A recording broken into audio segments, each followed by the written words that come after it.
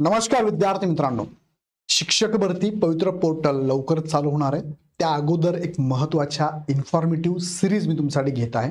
त्यातला महत्त्वाचा व्हिडिओ आजचा असणार आहे, ज्यामध्ये दिव्यांग आणि अनाथ आरक्षणाबद्दल मी बोलणार आहे। यामध्ये दिव्यांग आणि अनाथ उमेदवारांची निवड कशी होते, त्यांना कोणकोणती कागदपत्रे लागतात आणि यांची निवड होताना जनरलच्या जागा ते घेतात का, म्हणजे जनरलच्या विद्यार्थ्यांच्या जागा खातात का असं म्हणूया त्याला, तर यस त्या जागा घेतल्या जातात त्यांच्याकडनं। कशा घेतल्या जातात आणि जाहिरात कशी येते, नेमकी जाहिरातीमध्ये एकूण पदसंख्या दिव्यांगांसाठी कशी दिली जाते ते पण थोडक्यात समजून घेऊया। हा व्हिडिओ सगळ्यांनीच बघा, म्हणजे दिव्यांगांनीच बघा असं नाही, सगळ्याच उमेदवारांनी बघा, त्यांना सुद्धा लक्षात येईल की आरक्षण कसं मिळतं, कसं त्यांना आरक्षणामध्ये फायदे मिळू शकतात। ओके, शेवटपर्यंत हा व्हिडिओ काही प्रश्न असेल तर नक्की कमेंटमध्ये टाकूया। चला मुख्य मुद्द्याकडे तुम्हाला मी घेऊन जातो। तत्पूर्वी हे काही व्हिडिओ मी घेतलेत बघा।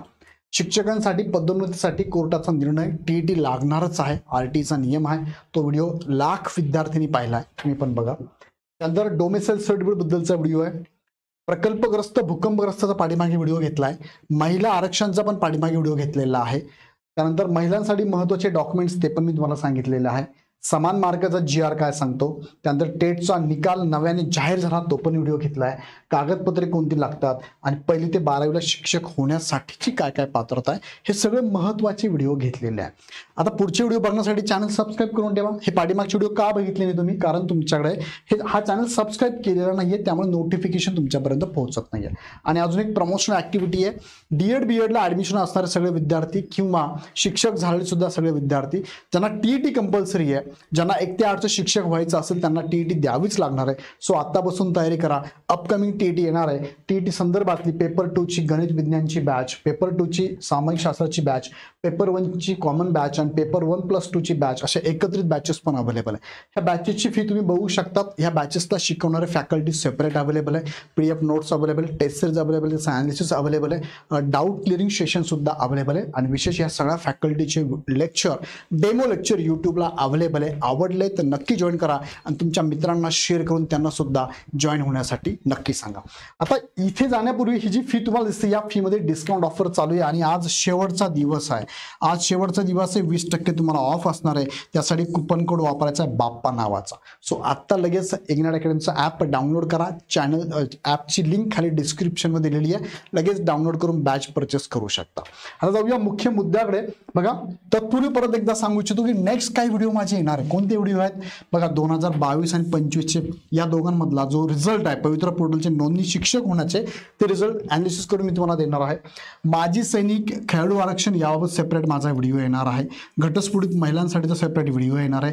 पतीच्या नावाचे डॉक्युमेंट पुढे काय करावे याचा व्हिडिओ काही अंशी घेतलाय, अजून सेपरेट व्हिडिओ माझा येणार आहे। आणि 1 ते 12 साठी सुद्धा पात्रतेचा व्हिडिओ मी घेतलेला आहे। अजूनही काही व्हिडिओ माझे येणार आहे आणि अजून तुमच्या मनात काही प्रश्न असतील तर मनात ठेवू नका, कमेंट बॉक्समध्ये टाकून द्या, त्याच्यावर पुढचा व्हिडिओ माझा नक्की असणार आहे। आता बघा, दिव्यांग आणि अनाथ आरक्षण घेण्यासाठी सर्टिफिकेट कोणते लागतात, तर दिव्यांगत्व तुमच्याकडे जर असेल तर दिव्यांगत्वासाठी तुम्हाला बघा www.solomon कार्ड ही एक वेबसाईट आहे। ह्या वेबसाईटवरनं ऑनलाईन स्वरूपात काढलेलं दिव्यांगत्वाचं सर्टिफिकेट तुमच्याकडे असावं लागतं। दिव्यांगत्व हे कमीत कमी 40% असावं लागतं, मॅक्सिमम 100% पर्यंत चालतं। दिव्यांगत्व सर्टिफिकेट जे असणार आहे ते किमान म्हणजे कमीत कमी कायमस्वरूपी दिव्यांगत्व असल्याबाबतचं असावं, टेम्पररी नसावं। कायमस्वरूपी ज्यांचं असेल त्यांनाच फक्त इथे आरक्षण दिलं जातं। आणि अनाथ जे उमेदवार आहेत त्यांना सर्टिफिकेट लागतं। त्यांना सर्टिफिकेट कोण देतं, विभागीय उपायुक्त महिला व बालविकास यांच्याकडनं अनाथांचं सर्टिफिकेट मिळतं। अनाथ हे 2 प्रकारचे असतात, एक असतात संस्थात्मक आणि एक असतात संस्था बाह्य, म्हणजे जे की कुणाच्या घरी कोणतरी घेतलंय, त्यांना अडॉप्ट केलेलं आहे ते मुलं। संस्थेमध्ये जे अनाथालय असतात त्याच्यात राहणारे ते पण चालतात, किंवा संस्था बाह्य असेल ते पण चालतात, असे 2 प्रकार पडतात। त्यांचं सर्टिफिकेट मिळतं, कुणाकडून मिळतं, विभागीय उपायुक्त महिला आणि बालविकास या डिपार्टमेंटकडनं अनाथांचं सर्टिफिकेट मिळतं। ते सर्टिफिकेट त्यांच्याकडे असेल तरच त्यांना इथे आरक्षण मिळतं। ते अनाथ आहे असं म्हणतात तोंडाने, पण डॉक्युमेंट असेल तरच तुम्हाला इथे आरक्षण मिळतं। हे 2 सर्टिफिकेट तुमच्याकडे पाहिजे, दिव्यांगत्वाचे आणि अनाथांचे, जर वेगळे तुम्ही असाल तसे। आता पहिले बघूया आपण दिव्यांग आरक्षणाबद्दल. दिव्यांगांना किती टक्के आरक्षण आहे? दिव्यांगांना 4% आरक्षण आहे. किती प्रकार पडतात दिव्यांगांचे? 5 प्रकार पडतात. अ मध्ये मोडतात बघा अंध अल्पदृष्टीवाले 1% आरक्षण आहे. ब मध्ये कर्णबधिरता अथवा ऐकू येण्यामध्ये दुर्बलता 1% आरक्षण आहे. गट क मध्ये बघा अस्थिव्यंगता, मेंदूचा पक्षाघात ज्याला आपण सेरेब्रल पाल्सी म्हणतो, कुष्ठरोग म्हणजे लेप्रोसी करोड आहे, शारीरिक वाढ खुंट आणि डॉर्फिझम म्हणतो, आम्ल हल्लाग्रस्त, ऍसिड अटॅक विक्टिझम, स्नायू विकृती, मस्क्युलर डिस्टोपी असेल त्यांना 1% आरक्षण आहे. गट ड मध्ये बघा गट दिव्यांगतेचा प्रकार आहे ड स्वमग्नता ज्याला ऑटिझम म्हणतो आपण, मंदबुद्धी किंवा आकलन क्षमतेची कमतरता, इंटेलेक्च्युअल डिसॅबिलिटी म्हणतो आपण त्याला, विशिष्ट शिक्षण अक्षमता ज्याला स्पेसिफिक लर्निंग डिसॅबिलिटी म्हणतो, मानसिक आजार ज्याला मेंटल इलनेस म्हणतो यांना आणि प्लस 5वा घटक आहे वरील अ ते ड, अ पासून ते ड पर्यंत मधील बहिरेपणा व अंधत्वासह एकापेक्षा जास्त प्रकारचे दिव्यांगत्व असणाऱ्यांसाठी सुनिश्चित करणारे पदावर असे 1% आहे. असे एकूण 4% आरक्षण असं. तुम्ही जर यामध्ये मोडत असाल आणि तुमच्याकडे कायमस्वरूपीचं कमीत कमी 40% मॅक्सिमम 100%पर्यंतचं सर्टिफिकेट असेल तर तुम्ही नक्की या प्रवर्गातनं फॉर्म भरू शकता आणि यांचा कट ऑफ तुलनेने कमी लागतो. पुढचा मुद्दा आहे कागदपत्रे कोणती लागतात? तर तुम्हाला मी आता सांगितल्याप्रमाणे किमान 40%चं कायमस्वरूपीचं स्वावलंबनवरनं काढलेलं तुमच्याकडे सर्टिफिकेट असावं. दुसरा मुद्दा, तुम्हाला जर इथे याच्यातनं आरक्षण घ्यायचं असेल तर तुमच्याकडे रहिवासी म्हणजेच डोमेसाईल सर्टिफिकेट असणं गरजेचं आहे. तिसरा मुद्दा म्हणजे जात प्रमाणपत्र. तुम्ही दिव्यांगत्व ज्या कॅटेगरीमधनं मोडतात त्या कॅटेगरीचं सर्टिफिकेट तुमच्याकडे असावं लागतं. जर नसेल तर तुम्हाला ओपन मधून विचार केला जाईल, ओपन दिव्यांग म्हणून तुमचा विचार केला जाईल. आणि यामध्ये तुम्हाला लक्षात घ्या, जर ज्या कॅटेगरी तुम्ही बिलॉंग करतात त्या कॅटेगरीला बिलॉंग तुमचं नॉन क्रिमिनल सुद्धा असावं लागतं. आता कोणत्या कॅटेगरीला नॉन क्रिमिनल लागतं, कोणाला लागत नाही याचा व्हिडिओ मी सेपरेट घेतलेला, अगदी 8 दिवसापूर्वी घेतलाय, एकदा बघून घ्या. ओके, सो हे डॉक्युमेंट तुमच्याकडे असावं लागतील. पहिले काय सांगितलं, दिव्यांगत्व सर्टिफिकेट, दुसरं जात प्रमाणपत्र, तिसरं नॉन क्रिमिनल. आता जात प्रमाणपत्र नॉन क्रिमिनल ह्या गोष्टी नसेल तर ओपन दिव्यांग म्हणून तुम्ही जाऊ शकता, काही प्रॉब्लेम नाही. आणि जर तुम्हाला दिव्यांगत्वाचा फायदा घ्यायचा असेल तर डोमेसाईल कंपल्सरी लागेल. जर डोमेसाईल नसेल तर मग तुम्ही ओपन जनरल म्हणून तुमचा विचार केला जाईल. दिव्यांगत्वाचं आरक्षण तुम्हाला मिळणार नाही. ओके, पुढे घेऊन जातो. वयोमर्यादा. दिव्यांग उमेदवारांना कोणत्याही एक्झाम मध्ये 45 वर्षापर्यंत वयोमर्यादा असते. शिक्षक भरतीमध्ये सुद्धा तुम्हाला 45 वर्षापर्यंत तुम्ही इथे अप्लाय करू शकता, काही प्रॉब्लेम नाही आहे. ओके, आता हे सगळे डॉक्युमेंट तुम्हाला शिक्षक भरतीसाठी वापरायचे असतील, पवित्र पोर्टलला नोंदणी करायची असेल तर हे सगळे डॉक्युमेंट तुम्हाला 14 मे 2025 पूर्वीचे तुमच्याकडे असावे लागतील. त्यानंतरचे डॉक्युमेंट इथे व्हॅलिड नाहीच आहे, लक्षात घ्या. पुढे घेऊन जातो तुम्हाला मी अनाथ आरक्षण. अनाथ आरक्षण मध्ये बघा किती टक्के आरक्षण? अनाथांना 1% आरक्षण आहे. अगदी गट अ, ब आणि क साठी पण तुम्हाला आरक्षण असतं. आता अनाथांचं आरक्षणामध्ये एमपीएससीचं म्हणणं काय, तुम्हाला विथ प्रूफ दाखवतोय. अनाथ आरक्षण काय कुणाला मिळणार आहे? अनाथ आरक्षणचे 2 गट पडतात, तुम्हाला मी आता सांगितलं. एक आहे संस्थात्मक आरक्षण, संस्थेत राहणारे अनाथालयामध्ये, आणि दुसरा आहे संस्था बाह्य, म्हणजे जे की कुणा नातेवाईकांच्या घरी राहत असेल ते विद्यार्थी. बघा अप्रवर्ग जो येतो तो मध्ये अनाथ असलेले बालके ज्यांचे आई वडील, भाऊ बहीण, जवळचे नातेवाईक, गाव, तालुका, पत्ता याबाबत काही माहिती उपलब्ध नाही, त्या बालकांचे पालनपोषण बालकांच्या काळजीसाठी कार्यरत संस्थेत किंवा अनाथालयात झाले असे उमेदवार म्हणजे संस्थात्मक. दुसरा ब प्रवर्ग आहे ज्या मुलाचे आईवडील यांचे निधन झाले आहे तथापि त्याच्या नातेवाईकांबाबत माहिती उपलब्ध असून त्यांच्या कागदपत्रावर जातीचा उल्लेख करण्यात आलेला आहे आणि त्या बालकांचे पालनपोषण बालकांसाठी कार्यरत संस्थेत किंवा अनाथालयात झालेले आहे असे उमेदवार संस्थात्मक. दुसरा जो आहे प्रवर्ग, ज्यामध्ये आपण क प्रवर्ग म्हणून आपण त्याला संस्था बाह्य म्हणून आपण, ज्या मुलाचे आईवडील यांचे निधन झाले परंतु त्या मुलाचे इतर नातेवाईक जिवंत असून बालकाचे संगोपन नातेवाईकांकडे झालेले असून बालकांच्या जातीबाबतची माहिती उपलब्ध आहे असे संस्था बाह्य, ते पण चालणार आहे. यांचं सर्टिफिकेट कोणाकडून मिळतं? महिला बालविकास डिपार्टमेंटकडून तुम्हाला मिळतं. आता यामधला महत्वाचा मुद्दा काय, यांना डोमेसाईल लागेल का? यस लागेल. महाराष्ट्राचे रहिवासी असणं गरजेचं, तरच मिळेल. अजून एक मुद्दा यामध्ये काय असतील तर मुलाचे जे आई वडील आहे ना, बघा आई वडिलांचे निधन त्या मुलाच्या वयाच्या 18 वर्ष पूर्ण होण्यापूर्वी झाले असेल तरच त्या मुलांना अनाथांचं सर्टिफिकेट मिळतं, अनाथ आरक्षण मिळतं. लक्षात घ्या, हा मुद्दा पण खूप महत्वाचा असणार आहे. त्यानंतर अनाथ आरक्षणाची अंमलबजावणी दिव्यांगाच्या आरक्षणाप्रमाणेच होते. दिव्यांग आणि अनाथांचं आरक्षण ज्या पद्धतीने आरक्षण त्यांना मिळते, निवड होते त्याच पद्धतीने दोघांचं सारखंच आहे, म्हणजे लक्षात घ्या. त्यानंतर अनाथांसाठी आरक्षित पदावर गुणवत्तेनुसार निवड झालेल्या उमेदवारांचा समावेश तो ज्या प्रवर्गाचा आहे त्या प्रवर्गात करण्यात येईल. आता हा मुद्दा मी तुम्हाला पुढे एक्सप्लेन करतो, डिटेलमध्ये एक्सप्लेन करतो, नीट लक्ष द्या. पुढे जाऊया आपण. पुढचा मुद्दा आहे भरती वर्षात पात्र अनाथ उमेदवार उपलब्ध न झाल्यास. जर अनाथ मिळालेच नाही तर काय होतंय तर त्यांच्या जागा ह्या पुढे त्यांचा अनुशेष जो आहे ना पुढील भरती वर्षासाठी ओढण्यात येतो, त्या जागा भरल्या जात नाही. जर पुढील भरती वर्षातही पात्र अनाथ उमेदवार उपलब्ध न झाल्यास सदर पद अनाथांव्यतिरिक्त इतर उमेदवारांमधून गुणवत्तेनुसार भरण्यात येतात. लक्षात घ्या.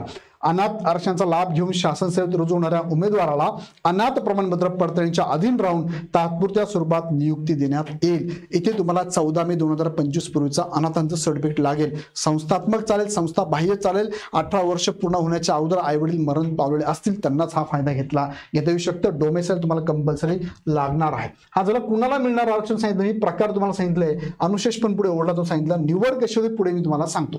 आता यामध्ये अनाथांना वयोमर्यादा आणि आवश्यक कागदपत्र कोणती आहे तर अनाथांना बघा ज्यांना जात माहितीच नाही असे काही उमेदवार असू शकतात. लहान मुलं असू शकतात, लहानपणीच आई वडील वारले होते पण त्यांना जात पण माहित नाही, यांच्यावर काहीच अपडेट अवेलेबल नाहीये. अशा उमेदवारांची अराखीमधून म्हणजे ओपन अनाथांमधून निवड केली जाते. ओपन अनाथांमधून निवड केली जाते.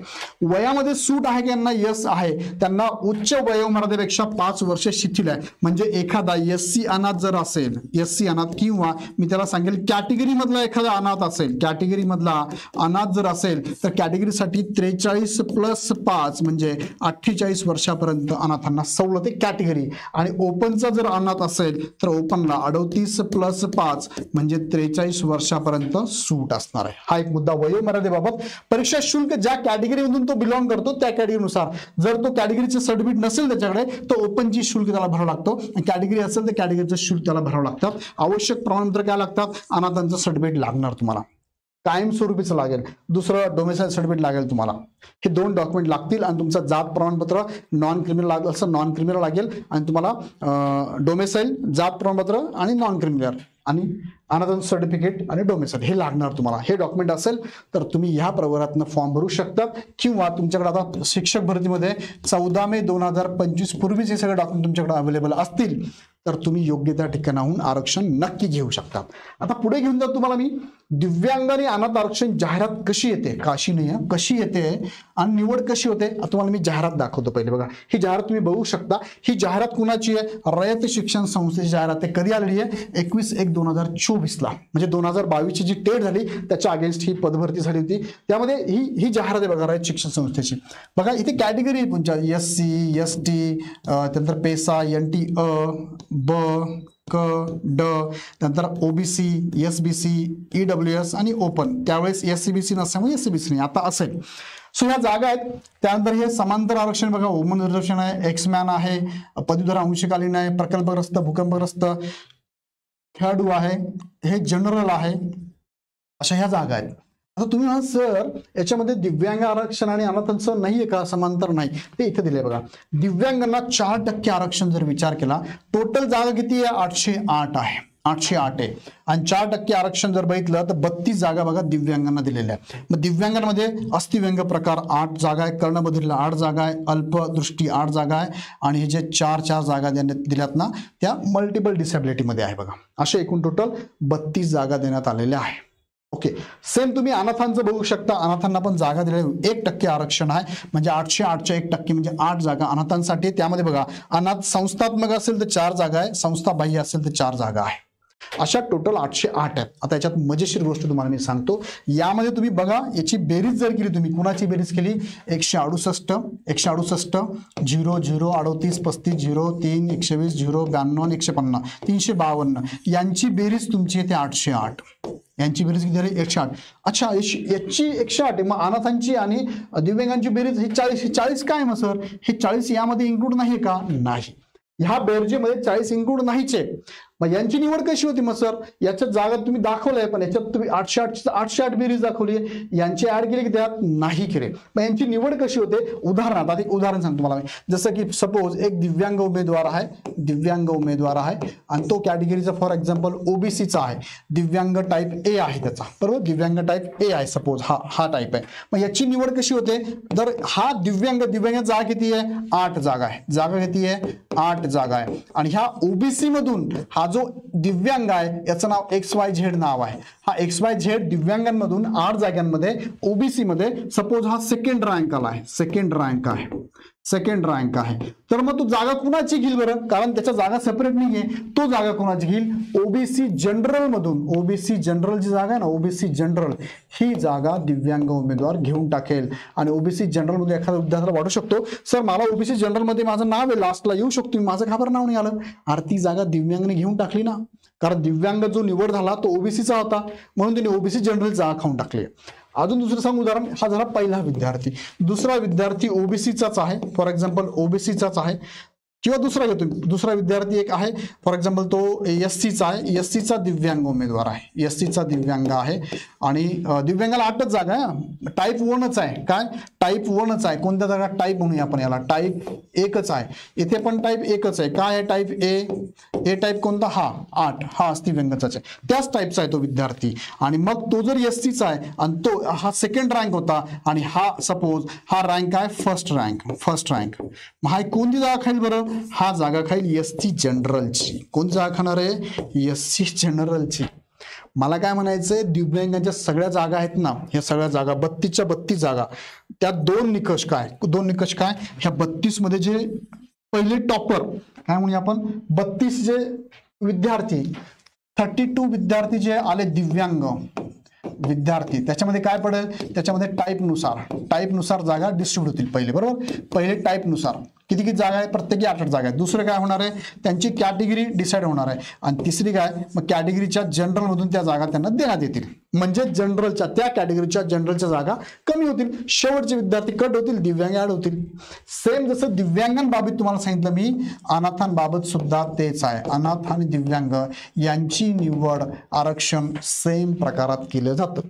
अनाथाची निवड झाली की जागा आहे 8 जागा, अनाथांना की जागा आहे 8 जागा आहे, 8 जागा आहेत. पहिले 8 जे अनाथ आहेत, 8 अनाथ जे आहे ते ज्या कॅटेगरीचे आहे त्या कॅटेगरीतून ते जनरलच्या जागा घेऊन टाकणार आणि जनरलच्या विद्यार्थ्यांना मागे टाकणार.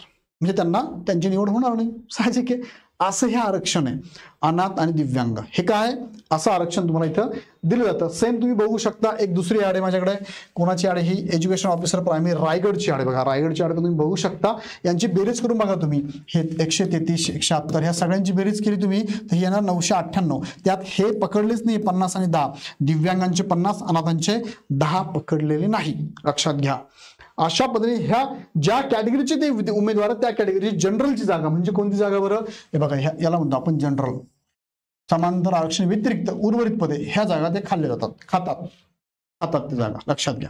ओके, इथं लक्षात. अशा पद्धतीने जाहिरात येते, अशा पद्धतीने तुमची निवड होते. सो डिटेलमध्ये तुम्हाला सांगितलंय, जे जे दिव्यांग अनाथ हा व्हिडिओ बघत असतील किंवा जनरल उमेदवार माहितीसाठी बघत असेल त्यांनी नक्की मला कमेंटमध्ये कळवा तुम्हाला कळलं का. अजून तुमच्या मनात प्रश्न असेल तर कमेंट बॉक्समध्ये टाका, त्याचे उत्तर पुढच्या व्हिडिओमध्ये देतो. आणि जाताना परत एकदा सांगू इच्छितो की इग्नाइट अकॅडमीकडनं तुम्हाला TET आणि CTETच्या बॅचेस आपल्याकडे लॉन्च झालेल्या आहे. याचा फायदा नक्की करून घ्या. तुमच्या मित्रांना जे DED करतात, BEd करतात त्यांना लगेच सांगा, कारण TET दिल्याशिवाय शिक्षक होणं शक्य नाही 1 ते 8 साठी. सो नक्की जॉईन करा. जॉईन करण्यासाठी इग्नाइट अकॅडमीचं ॲप डाउनलोड करून डायरेक्ट परचेस करा.